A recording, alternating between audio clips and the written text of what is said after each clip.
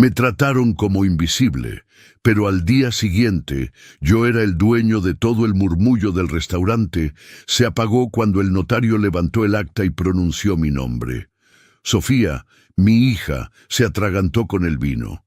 Diego, su esposo, soltó el cubierto que cayó con un sonido metálico sobre el plato. Todos me habían tratado como invisible la noche anterior, como si fuera un estorbo viejo que ya no pintaba nada. Pero esa mañana, frente a todos, me levanté con calma, con la mirada fija en los mismos que me habían humillado, y dije, a partir de hoy, yo soy el dueño de todo. Antes de continuar, suscríbanse al canal y díganos en los comentarios desde dónde nos están escuchando. Mi nombre es Héctor Aguilar. La humillación llegó con el sonido de una copa chocando contra otra, pero sin la mía. Era martes por la noche en La Tradición, ese restaurante de Mérida donde llevaba años celebrando ocasiones especiales con mi familia. Las luces cálidas bailaban sobre los manteles blancos, el aroma de cochinita pibil llenaba el ambiente, y yo estaba ahí, sentado en la mesa familiar, sintiéndome como un fantasma. «Papá, necesitamos hablar de los negocios», había comenzado Sofía, pero sus ojos no me miraban a mí. Se dirigía a Diego, su esposo, como si él fuera el patriarca de esta familia. «Claro, mi amor», respondió Diego con esa voz engolada que siempre me había molestado. «Tu padre ya está muy mayor para manejar tantas responsabilidades». «Muy mayor. Tengo 72 años, pero mi mente sigue afilada como cuando llevaba la contabilidad de 3 empresas a la vez. Sin embargo, ahí estaba, invisible en mi propia mesa». «Diego tiene razón», continuó Sofía, cortando su pescado sin levantar la vista. «La casa de la Colonia Centro, los terrenos de Progreso, las cuentas. Es mucho para una persona de tu edad». Intenté interrumpir. «Sofía, yo puedo...» «Papá, por favor», me cortó con un gesto de la mano, como quien espanta una mosca. «Los adultos estamos hablando». El aire se me atoró en la garganta. ¿Los adultos? Yo construí todo lo que ellos estaban planeando repartirse. 50 años trabajando desde las 5 de la mañana, negándome vacaciones, comprando ropa barata para que mis hijas tuvieran universidad privada. Todo para que ahora me trataran como un niño tonto. Diego alzó su copa de vino tinto, mirando a Sofía con complicidad. «Por el futuro de la familia», brindó. «Por el futuro», repitió ella, chocando su copa contra la de él. Mi copa siguió intacta sobre la mesa. Ni siquiera notaron que no participé en su brindis. El mesero se acercó con la cuenta, pero Diego la interceptó con un movimiento dramático. «Yo invito», declaró sacando una tarjeta dorada. «Después de todo, pronto manejaré todos estos gastos familiares». La sonrisa que intercambiaron me atravesó como un cuchillo. Yo, que había pagado cada comida familiar durante décadas, ahora era invisible hasta para pagar mi propia cena. Me levanté despacio, sintiendo cómo mis rodillas protestaban. El ruido de las sillas, las conversaciones ajenas, el tintineo de los platos, todo sonaba lejano, como si estuviera sumergido bajo el agua. «¿Te sientes bien, papá?», preguntó Sofía, pero su tono sonaba más molesto que preocupado. «Perfectamente», mentí, apretando el puño bajo la servilleta. Camino a casa, mientras manejaba mi viejo Tsuru por las calles de Mérida, una idea comenzó a crecer en mi mente. Era pequeña, apenas una semilla, pero ya podía sentir sus raíces extendiéndose. Si querían tratarme como invisible, tal vez era hora de desaparecer, pero llevándome todo conmigo. El dolor verdadero llegó cuando abrí la caja de metal donde guardaba los recuerdos de Elena. Eran las 3 de la madrugada y no podía dormir. Las palabras de Sofía resonaban en mi cabeza como campanadas. «Los adultos estamos hablando». Me levanté de la cama que había compartido con mi esposa durante 45 años y caminé descalzo hasta el estudio. Ahí estaba todo: Las fotografías de Elena sonriendo junto al primer local que compramos, los recibos de las colegiaturas de nuestras hijas, las escrituras de cada propiedad que fuimos adquiriendo peso a peso, sacrificio a sacrificio. ¿Te acuerdas, mi amor? Le pregunté a la fotografía de Elena, donde aparecía con su vestido azul el día que firmamos la escritura de la casa. Tú me decías que todo esto era para las niñas. Mi voz se quebró en la habitación vacía. Durante 5 décadas, trabajé como contador en 3 empresas diferentes. Me levantaba antes del amanecer, desayunaba café negro y pan tostado, y no regresaba hasta después de las 9 de la noche. Los fines de semana, mientras otros hombres de mi edad jugaban dominó o veían fútbol, yo revisaba números, hacía declaraciones fiscales adicionales, buscaba cualquier peso extra. Elena cosía vestidos para las vecinas desde la casa. Sus dedos se lastimaban con las agujas, pero nunca se quejó.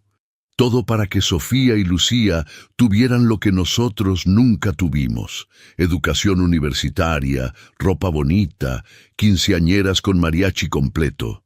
Nunca nos fuimos de vacaciones a Cancún como los vecinos. Nunca compré el auto nuevo que Elena me pedía cada diciembre. Nunca cenamos en restaurantes caros hasta que las niñas crecieron y nosotros ya estábamos viejos para disfrutarlo. Pero valió la pena, ¿verdad? Por lo menos eso pensaba hasta ayer. Abrí el folder donde tenía todos los documentos organizados. Casa en Colonia Centro, 2.400.000 pesos según el último avalúo. Terrenos en progreso, 800.000 pesos cada uno, y tengo 4. Las cuentas de ahorro, los CETES, la póliza de seguro de vida, en total 5.600.000 pesos. 5.600.000 pesos que construí negándome gustos, postergando sueños, trabajando cuando otros descansaban. Y mi propia hija quería quitármelo porque consideraba que ya estaba muy mayor para manejarlo. Tomé la fotografía de Elena y la acerqué al pecho. Podía oler aún su perfume de violetas impregnado en el marco. «Perdóname, Elena», susurré. «Creo que nos equivocamos. Dimos tanto que no les enseñamos a valorar lo que tenían». De repente, escuché voces en la calle. Me asomé por la ventana y vi a Diego hablando por teléfono frente a su camioneta. Eran casi las 4 de la mañana. ¿Con quién podría estar hablando a esas horas? Me acerqué más a la ventana y alcancé a escuchar fragmentos. «Ya casi es nuestro todo lo que tiene el viejo», decía Diego con una risa que me heló la sangre. «Sofía dice que mañana firmará los papeles. Sí, el idiota no sospecha nada». Mi corazón comenzó a latir tan fuerte que pensé que se me saldría del pecho. ¿Papeles? ¿Qué papeles? Diego colgó y entró a la casa. Yo me quedé ahí, temblando detrás de la cortina, sintiendo cómo todo lo que había construido se convertía en arena entre mis dedos. Pero más que miedo, algo más poderoso comenzó a crecer dentro de mí. La semilla de la venganza había encontrado tierra fértil. La traición llegó disfrazada de sonrisa y un sobre Manila. «Buenos días, papá», me saludó Sofía al día siguiente, entrando a la cocina con esa alegría falsa que usan los vendedores cuando quieren estafarte. «¿Dormiste bien?» Yo estaba desayunando mis huevos revueltos de siempre, leyendo el diario de Yucatán, fingiendo que la noche anterior no había escuchado a su esposo llamarme idiota por teléfono. «Como siempre, hija», mentí, sirviéndole café en la taza que Elena había comprado para las visitas especiales. Diego apareció detrás de ella, cargando un portafolios de piel que parecía más caro que mi ropa de todo el mes. Su sonrisa era tan artificial como los dientes de las telenovelas. «Don Héctor, qué gusto verlo tan temprano y despierto», dijo, como si fuera una sorpresa que un hombre de 72 años pudiera levantarse antes del mediodía. Se sentaron frente a mí con la solemnidad de quienes van a dar una mala noticia o una puñalada por la espalda. «Papá», Venimos a pedirte un favor muy importante, comenzó Sofía, poniendo el sobre Manila entre nosotros. Diego tiene una oportunidad de negocios increíble, pero necesita algunas garantías. Garantías. La palabra sonó en mi cabeza como una alarma. ¿Qué tipo de garantías?, pregunté, aunque ya intuía la respuesta. Nada complicado, se apresuró a decir Diego, abriendo el sobre con movimientos ensayados. Solo necesitamos que pongas como garantía la casa y uno de los terrenos de Progreso. Es puro trámite, papá. En 6 meses recuperamos todo y hasta te damos una comisión. Sacó los documentos como un mago saca conejos del sombrero. Páginas y páginas llenas de letras pequeñas, sellos oficiales, espacios marcados para mi firma. Mira, aquí está todo explicado, continuó Sofía señalando con el dedo unos párrafos que parecían escritos en chino. Es solo una garantía temporal. Tú sigues siendo el dueño de todo. Tomé los papeles con manos temblorosas, no de vejez, sino de rabia contenida. Mientras fingía leer, mi mente trabajaba a toda velocidad. ¿Realmente creían que era tan ingenuo? Diego, dije con la voz más tranquila que pude fingir, ¿podrías explicarme exactamente en qué consiste tu negocio? Por primera vez lo vi tartamudear. Bueno, es inversión inmobiliaria, don Héctor. Muy técnico, usted sabe, números, proyecciones. Hijo, yo fui contador durante 50 años, le recordé con una sonrisa helada. Los números y las proyecciones son mi especialidad. El silencio se volvió espeso como la miel. Sofía intercambió una mirada nerviosa con Diego. Papá, no necesitas entender todos los detalles, intervino ella. Solo confía en nosotros. Somos tu familia. Familia. Esa palabra que antes me llenaba de orgullo, ahora sonaba como una bofetada. Déjame pensarlo, dije cerrando los documentos. Es mucho dinero, necesito consultarlo con la almohada. Pero papá, exclamó Sofía, y por primera vez en años escuché desesperación real en su voz. La oportunidad es solo por hoy. Si no firmamos antes del mediodía, perdemos todo. Ah, claro. La vieja táctica de la urgencia. Entonces supongo que perderán la oportunidad, dije con calma, guardando los papeles en el sobre. Porque yo no firmo nada sin entenderlo completamente. Diego se puso de pie tan bruscamente que su silla casi se volcó. Don Héctor, con todo respeto, pero está siendo muy terco. Su hija solo quiere ayudarlo a hacer crecer su patrimonio. Mi patrimonio está muy bien donde está, respondí, mirándolo fijamente, y mi hija debería saber que su padre no es ningún tonto. Sofía se levantó también, con los ojos húmedos de lágrimas que no supe si eran de tristeza o de coraje. Papá, a veces creo que ya no confías en tu propia familia. Me levanté lentamente, sintiendo cómo mis rodillas crujían, pero mi determinación se fortalecía. Hija, la confianza se gana cada día. Y algunos comportamientos la hacen tambalear. Los acompañé hasta la puerta, manteniendo el sobre Manila bien apretado contra mi pecho. Cuando se fueron, me quedé parado en el umbral, viendo cómo la camioneta de Diego se perdía entre las calles de Mérida. Pero no estaba solo. Desde la acera de enfrente, un hombre mayor me saludó con la mano. «Héctor», gritó cruzando la calle. ¡Qué milagro verte tan temprano! Era Ernesto Valdés, mi viejo amigo y notario público. El mismo que había legalizado mi matrimonio con Elena, el nacimiento de mis hijas y la compra de cada una de mis propiedades. Ernesto, qué casualidad, le dije. Pero en mi mente ya estaba formándose un plan. Una casualidad que tal vez no fuera tan casual después de todo. La humillación más grande de mi vida llegó acompañada del aroma a café y el murmullo de una cafetería llena.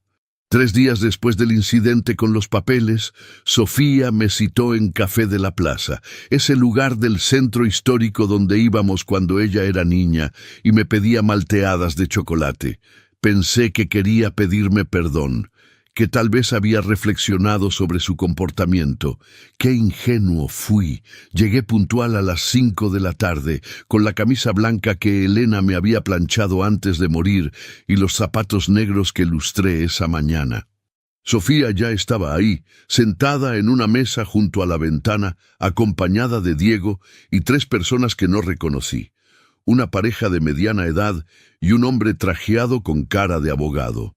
«Papá, acá», me saludó Sofía, pero su voz sonaba tensa, como cuando era adolescente y había quebrado algo valioso.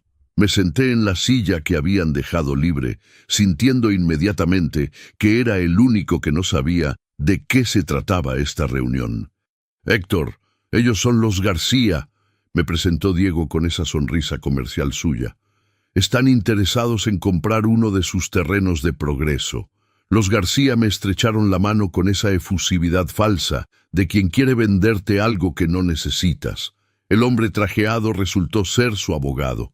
«Don Héctor», comenzó el señor García, «hemos escuchado que tiene unas propiedades muy bien ubicadas en Progreso. Estamos dispuestos a hacer una oferta generosa». «No están en venta», respondí inmediatamente. El silencio incómodo se extendió por la mesa como una mancha de café. Diego carraspeó. «Don Héctor, tal vez debería escuchar la oferta antes de decidir». 400.000 pesos, soltó la señora García como quien lanza una bomba. «Por el terreno de la esquina. Cash, sin intermediarios. Mi terreno valía más de 800.000 según el último avalúo, pero no era el dinero lo que me molestaba. Era la obviedad de la trampa». «¿Y cómo supieron exactamente cuál terreno es el de la esquina?», pregunté mirando fijamente a Diego. «Bueno, yo les di algunas referencias», tartamudeó. «Referencias que incluían ubicación exacta, medidas y avalúos, supongo». Sofía intervino con voz nerviosa. «Papá, Diego solo quería ayudarte. Los García son gente seria, de confianza». «¿Ah, sí?», dije, volteando hacia los supuestos compradores. «¿A qué se dedican ustedes?» «Construcción», respondió él. «¿Qué tipo de construcción?» «A casas, departamentos. Tienen licencias municipales». «Por supuesto, pero ¿podrían mostrarme alguna referencia de proyectos anteriores?» Los García intercambiaron miradas de pánico. El abogado tosió incómodamente. «Don Héctor», intervino Sofía, y por primera vez en años su voz tenía el tono cortante que usaba cuando perdía la paciencia. «¿Podrías dejar de hacer tantas preguntas? Ya pareces interrogatorio de policía». La cafetería seguía su ritmo normal, tazas chocando, conversaciones ajenas, música de fondo, pero en nuestra mesa el aire se había vuelto pesado como antes de una tormenta. «Solo quiero entender por qué mi hija arregla reuniones a mis espaldas con gente que quiere comprar propiedades que yo nunca puse en venta. Porque ya no razonas bien», explotó Diego, golpeando la mesa con la palma. «Porque te aferras a propiedades que no produces nada, mientras nosotros tenemos proyectos reales, oportunidades reales». Diego trató de calmarlo Sofía. «No, Sofía, alguien tiene que decírselo», continuó Diego, alzando la voz hasta que las mesas vecinas voltearon a vernos. «Su papá ya no está para manejar negocios. Necesita ayuda, necesita que alguien más joven tome las decisiones importantes. El corazón me latía tan fuerte que pensé que se me iba a salir del pecho, pero no era miedo. Era una rabia que había estado acumulándose durante meses. «¿Alguien más joven como tú?», pregunté con voz peligrosamente calmada. «Exacto», respondió Diego con petulancia. «Alguien que entienda el mercado actual, las oportunidades modernas». Me levanté lentamente, sintiendo cómo todas las miradas de la cafetería se concentraban en nuestra mesa. Los García parecían querer desaparecer bajo la mesa. «¿Sabes qué, Diego? Tienes razón en algo», dije, sacando mi cartera. «Soy un viejo que ya no entiende muchas cosas modernas. Puse un billete de 200 pesos sobre la mesa, suficiente para pagar todas las bebidas. Pero hay algo que sí entiendo perfectamente», continué mirando fijamente a mi hija. Entiendo cuando alguien me está tratando de robar. «Papá», gritó Sofía, pero ya era demasiado tarde. «Y entiendo perfectamente», añadí, alzando la voz para que toda la cafetería me escuchara, «cuando mi propia hija prefiere creerle a un extraño que a su padre». El silencio en la cafetería se volvió sepulcral. Hasta el barista dejó de hacer ruido con las tazas. Sofía se puso de pie, con las mejillas rojas de vergüenza y los ojos brillando de lágrimas o rabia. «¡Cállate, viejo sordo!», gritó con una voz que no reconocí. «Ya ni entiendes nada de lo que pasa a tu alrededor». Sus palabras me golpearon como puños en el estómago. «Viejo sordo».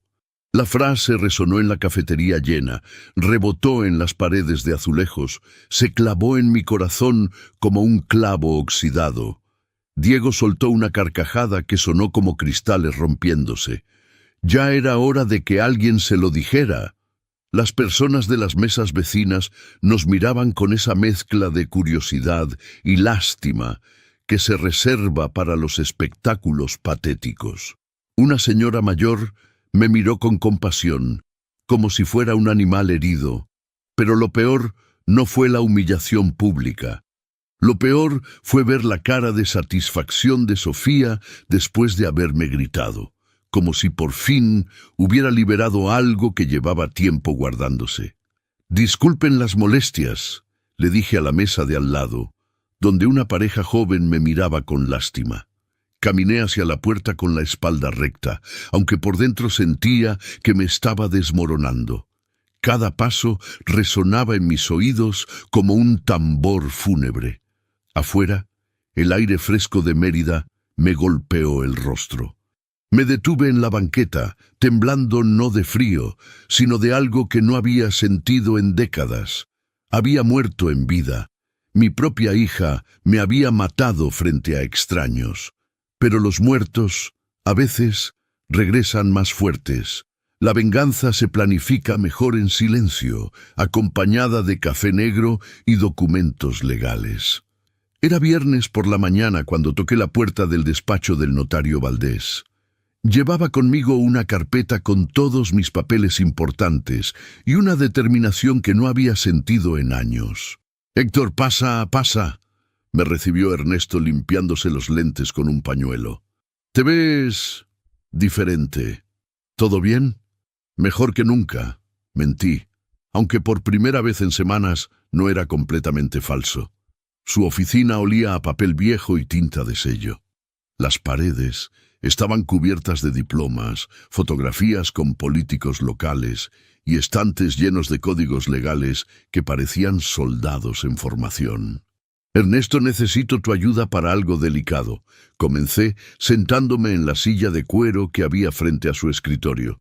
«Cuenta conmigo». «Problemas familiares». «Los peores», respondí, abriendo mi carpeta.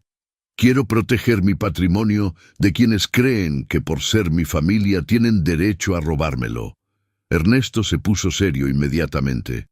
Después de 40 años siendo notario, había visto de todo. «¿Estás hablando de Sofía?» «De Sofía y del parásito que tiene por esposo». Le conté todo, los papeles de garantía, la reunión con los García, la humillación en la cafetería. Ernesto escuchó sin interrumpir, haciendo anotaciones ocasionales en su libreta. «Héctor», dijo cuando terminé, «lo que me describes es un intento de fraude familiar muy elaborado. ¿Estás seguro de que quieres tomar medidas tan drásticas?» «Drásticas», repetí. «Ernesto, mi propia hija me gritó, viejo sordo, frente a una cafetería llena. Me tratan como si ya estuviera muerto. Si quieren que desaparezca lo haré, pero llevándome todo conmigo». Ernesto suspiró profundamente, quitándose los lentes para limpiarlos otra vez. «Está bien. ¿Qué tienes en mente?» Durante las siguientes 2 horas, diseñamos la estrategia perfecta. Un fideicomiso irrevocable donde yo mantendría el control total de mis bienes, pero que legalmente los protegería de cualquier intento de traspaso no autorizado. Ni Sofía ni Diego podrían tocar un solo peso sin mi autorización expresa. Necesitaremos testigos, explicó Ernesto, y recomiendo que involucres a Lucía en esto. Ella siempre ha sido más sensata que su hermana. Lucía, mi hija menor, que vivía en Campeche con su esposo maestro y sus 2 hijos. La que nunca me había pedido dinero, la que visitaba cada mes sin falta, la que aún me abrazaba como cuando era niña. ¿Crees que sea necesario? Héctor, si algo te pasa, necesitas a alguien de confianza que pueda manejar el fideicomiso. Sofía obviamente no es opción. Esa tarde llamé a Lucía.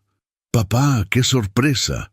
Su voz sonaba genuinamente feliz de escucharme. «¿Cómo estás? ¿Ya cenaste?»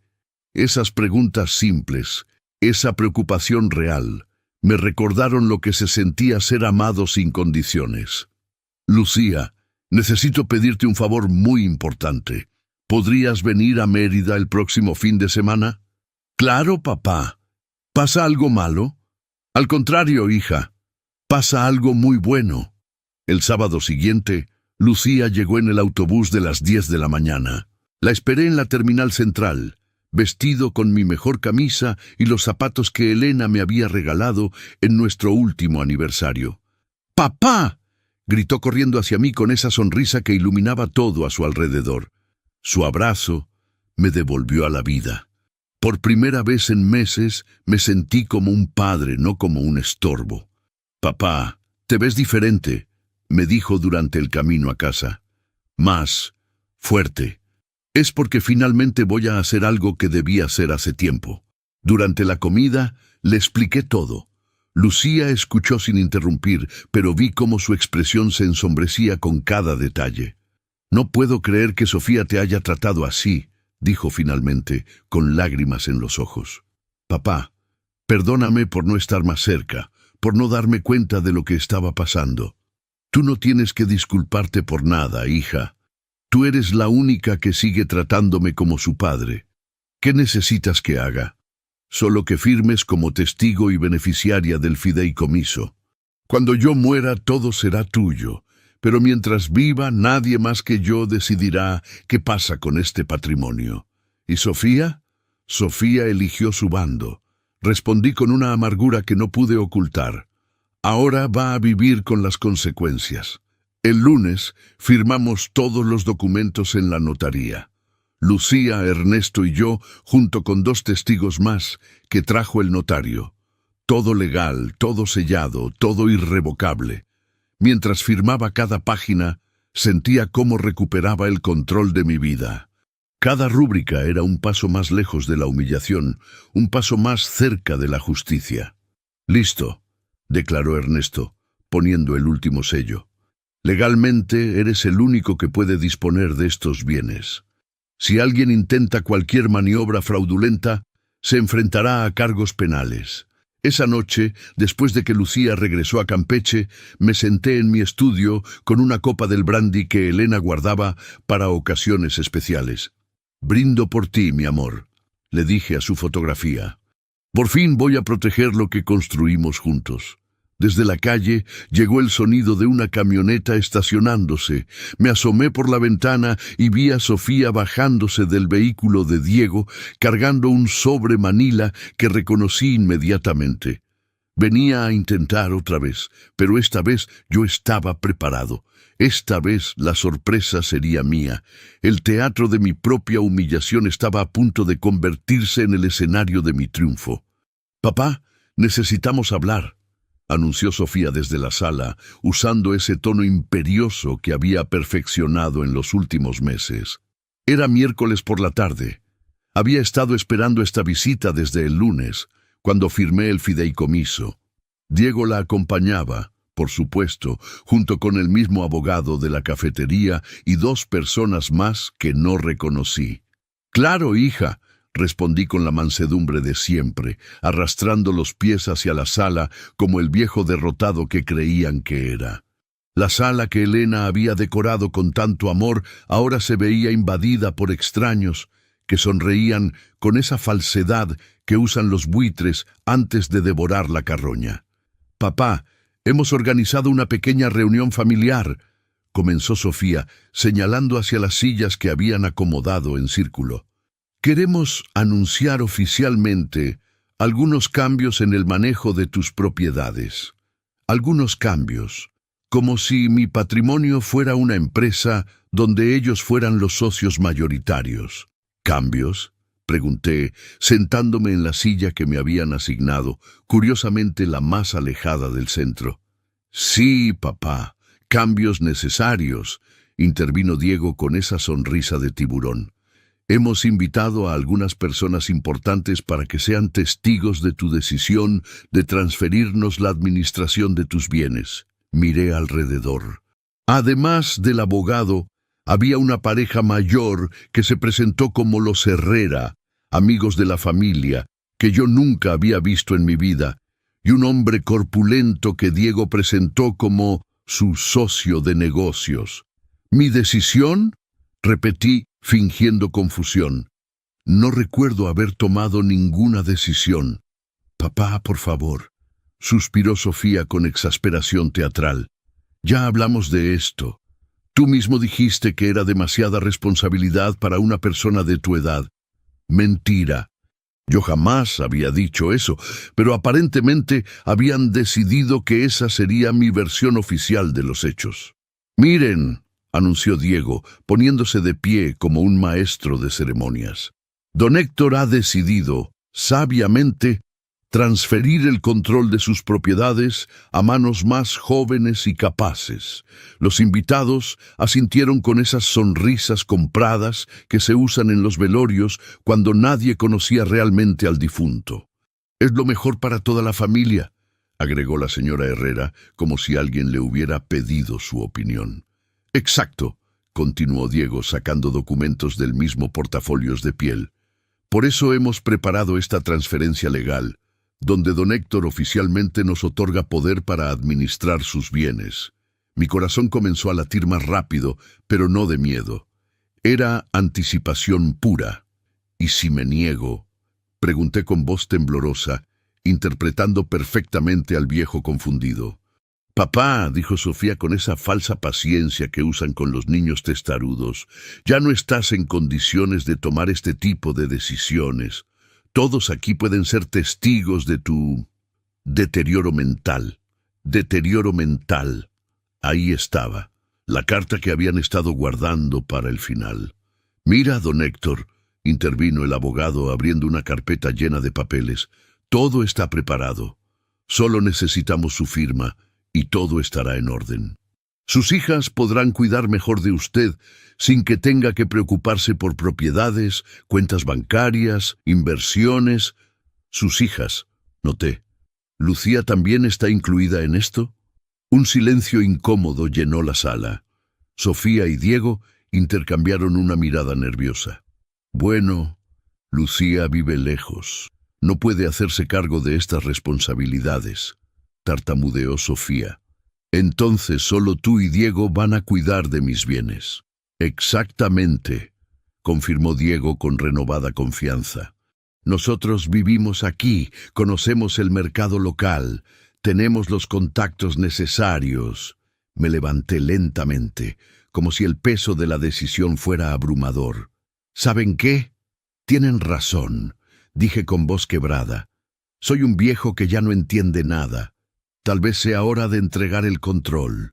Las sonrisas de los presentes se volvieron genuinas por primera vez en la tarde. Diego se frotó las manos con satisfacción mal disimulada. Sabía que entraría en razón, don Héctor, dijo el abogado acercándome los documentos. Solo firme aquí, aquí y aquí. Tomé la pluma con manos que temblaban teatralmente. La acerqué al primer papel, donde decía transferencia total de bienes. Antes de firmar, dije levantando la vista, ¿puedo pedirles un último favor? Por supuesto, papá, respondió Sofía, ya saboreando la victoria. ¿Podrían esperarme un momento? Hay algo que necesito traer. Salí de la sala lentamente, arrastrando los pies como un anciano derrotado, pero una vez fuera de su vista, mi paso se volvió firme y decidido. En mi estudio, abrí el cajón donde había guardado los documentos del fideicomiso.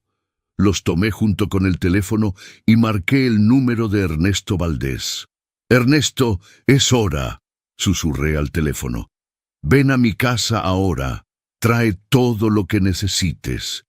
«¿Estás seguro, Héctor?» Nunca he estado más seguro de algo en mi vida. Regresé a la sala con una carpeta en las manos, pero no la que esperaban. «¿Qué es eso, papá?», preguntó Sofía frunciendo el ceño. «Algo que necesitan ver antes de que firme cualquier cosa», respondí, pero mi voz ya no temblaba. En ese momento, el timbre de la casa sonó. «¿Esperan a alguien más?», preguntó Diego nervioso. «Sí», respondí con una sonrisa que no habían visto en meses. «Al verdadero dueño de esta casa». Y cuando abrí la puerta para recibir al notario Valdés, vi en sus ojos el mismo brillo de satisfacción que yo sentía. El espectáculo estaba a punto de comenzar, pero esta vez yo era el director. La verdad llegó vestida de traje gris y cargando un portafolios que pesaba más que todas las mentiras que habían construido. «Buenas tardes», saludó el notario Valdés, entrando a mi sala como si fuera su propia oficina. «Soy Ernesto Valdés, notario público número 42. Vengo a legalizar unos documentos del señor Héctor Aguilar».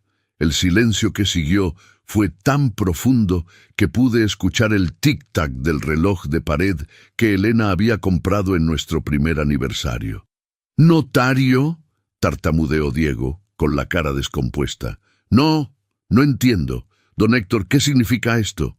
«Significa, hijo», dije, y por primera vez en meses mi voz sonó firme como el acero, «que el viejo sordo sí entiende perfectamente lo que pasa a su alrededor». Sofía se puso de pie tan bruscamente que derribó su silla. «Papá, ¿qué estás haciendo?». «Lo que debí hacer desde la primera vez que me trataste como si fuera invisible», respondí, caminando hacia el centro de la sala. «Proteger lo que tu madre y yo construimos con 50 años de sacrificios». Los invitados de Diego miraban hacia todas partes como buscando una salida. El abogado guardó precipitadamente sus documentos como si quemaran. «Miren», continué abriendo mi carpeta, «yo también he preparado algunos papeles. Ernesto, ¿podrías explicarles a estos señores qué es un fideicomiso irrevocable?». El notario Valdés se acomodó los lentes y comenzó a hablar con esa voz oficial que usan los funcionarios cuando las cosas se ponen serias. Un fideicomiso irrevocable es una figura legal donde el propietario de los bienes mantiene control total sobre su patrimonio, pero lo protege legalmente de cualquier intento de transferencia no autorizada, explicó, mirando directamente a Diego. Una vez establecido, nadie más que el fideicomitente puede disponer de dichos bienes.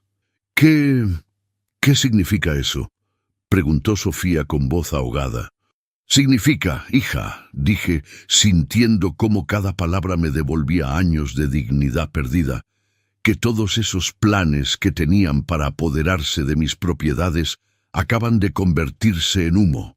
Diego se levantó como un resorte, con la cara roja de ira. «Esto es absurdo. Usted no puede hacer eso. Necesita nuestra autorización». «¿Mi autorización?», pregunté, soltando una carcajada que no había sentido en meses. «Diego, hijo, yo no necesito autorización de nadie para proteger lo que es mío». «Papá», intervino Sofía y por primera vez en años escuché miedo genuino en su voz. «No entiendes lo que estás haciendo. Nosotros solo queríamos ayudarte».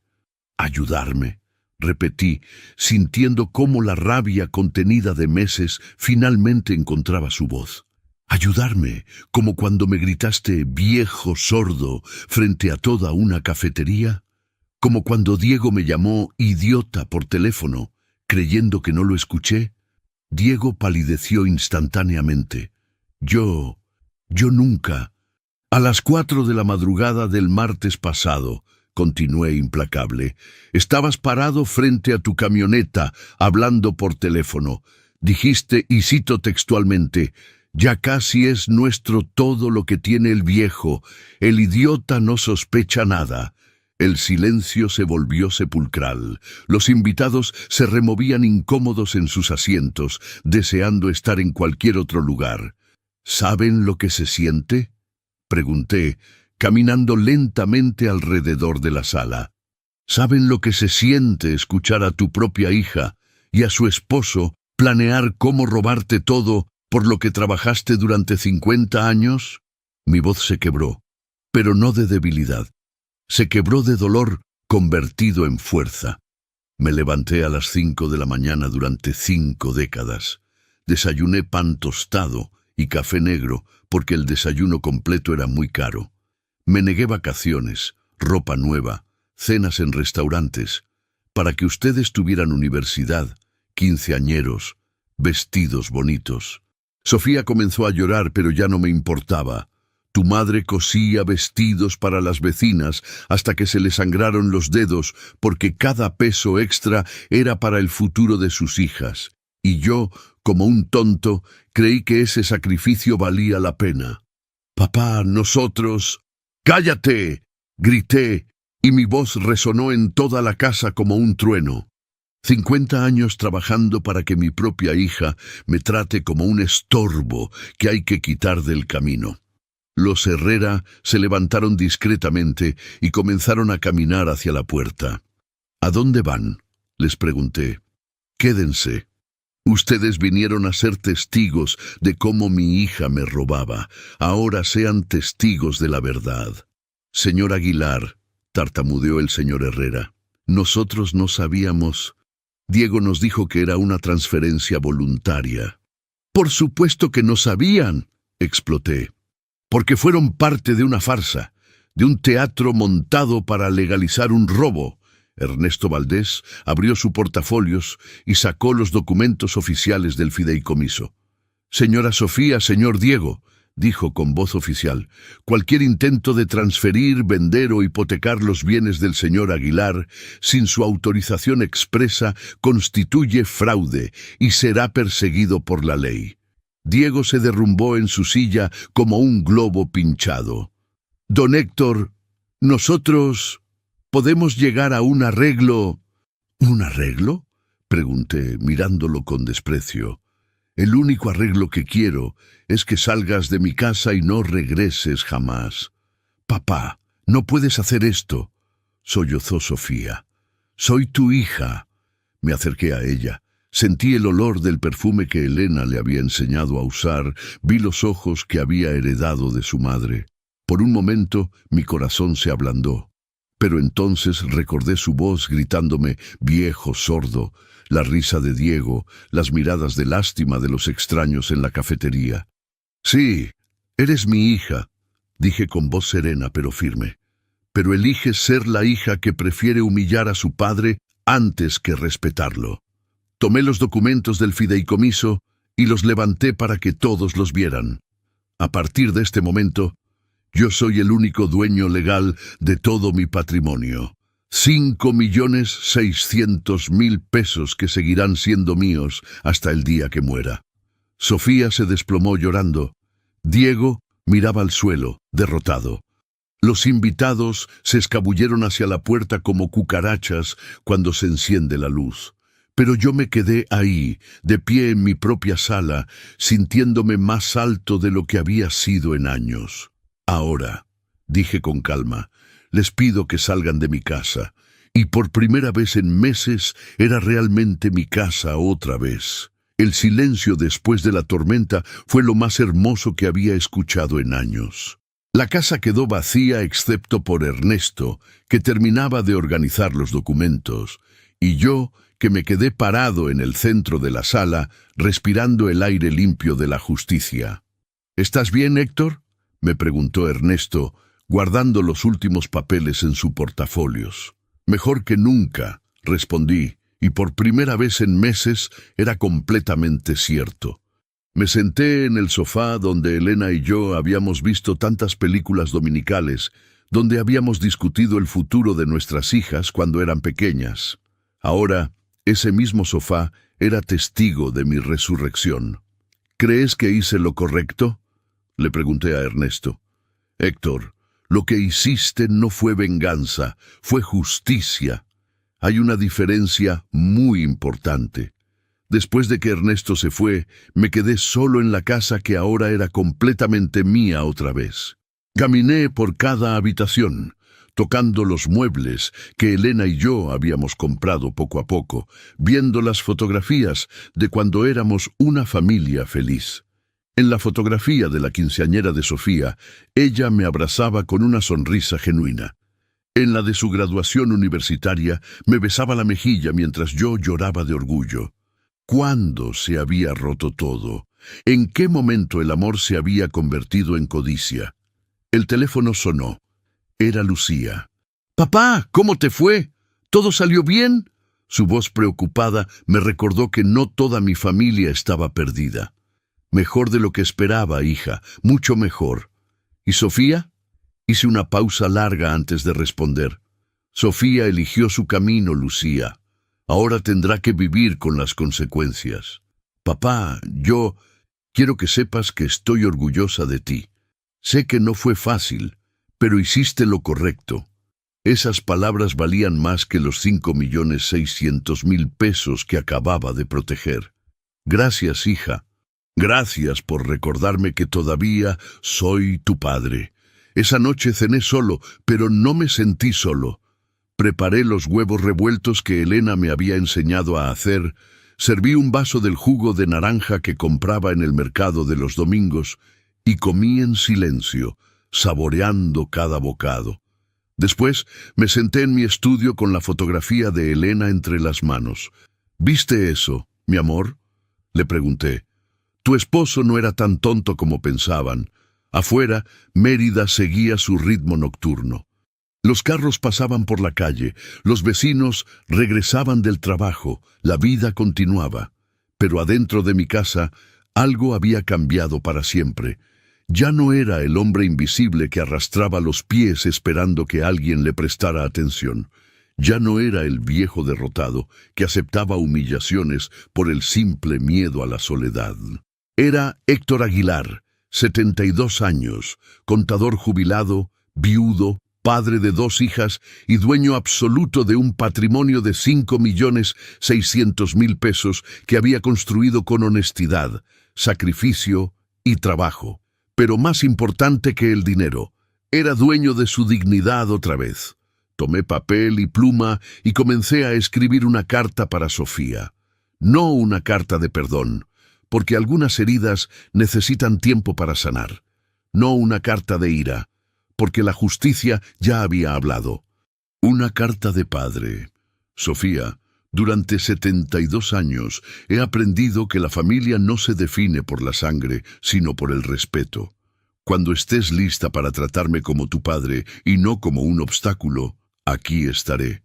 Pero será bajo mis términos, en mi casa, con mis reglas, porque a partir de hoy yo soy el dueño de todo, incluyendo mi propia vida.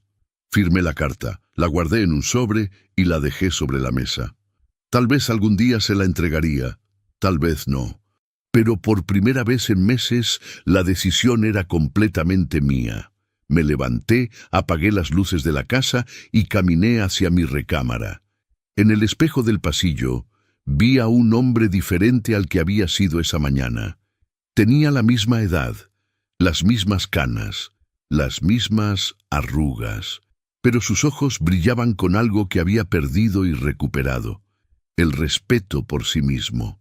«Nunca subestimen a un viejo», me dije a mi reflejo, recordando las palabras que le había dicho a Diego. «Porque algunos aún sabemos cómo ganar».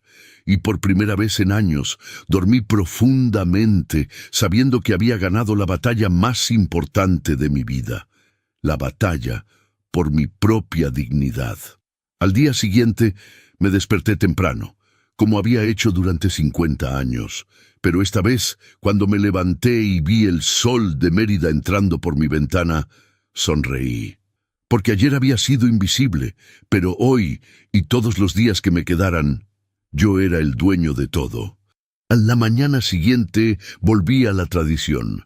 Sofía y Diego ya estaban sentados, con los ojos rojos de una noche sin dormir. Cuando el notario Valdés leyó en voz alta el acta del fideicomiso, el murmullo del restaurante se apagó. Sofía se atragantó con el vino. Diego dejó caer el cubierto sobre el plato. A partir de hoy, dije de pie mirando a todos, yo soy el dueño de todo. Nadie brindó. No hizo falta. El silencio fue más claro que cualquier aplauso. Tomé mi sombrero, asentí al notario y salí a la luz de Mérida en paz con mi nombre y con mi historia. Aquí termina mi historia. La historia de un hombre que aprendió que la dignidad no se mendiga, se defiende. Durante meses me trataron como invisible, como un estorbo viejo que ya no pintaba nada. Pero cuando decidí actuar, cuando protegí lo que era mío, recuperé algo más valioso que el dinero. Recuperé el respeto por mí mismo. A veces la familia nos decepciona. A veces quienes más amamos son quienes más nos hieren. Pero nunca, nunca debemos permitir que nos quiten nuestra dignidad. La traición duele, especialmente cuando viene de la sangre de nuestra sangre. Pero la superación es posible, incluso cuando ya tienes 72 años como yo los tenía. Yo demostré que un viejo aún puede ganar la partida más importante, la batalla por su propio valor. Si esta historia te hizo reflexionar sobre el respeto en tu familia, sobre la importancia de defender lo que es tuyo, entonces cumplió su propósito. Porque todos, sin importar la edad, merecemos ser tratados con dignidad. No olviden suscribirse al canal y activar las notificaciones para más historias reales que nos enseñan sobre la vida. Díganos en los comentarios, ¿alguna vez se han sentido invisibles en su propia familia? ¿Cómo defendieron su dignidad? Sus experiencias pueden ayudar a otros que viven situaciones similares.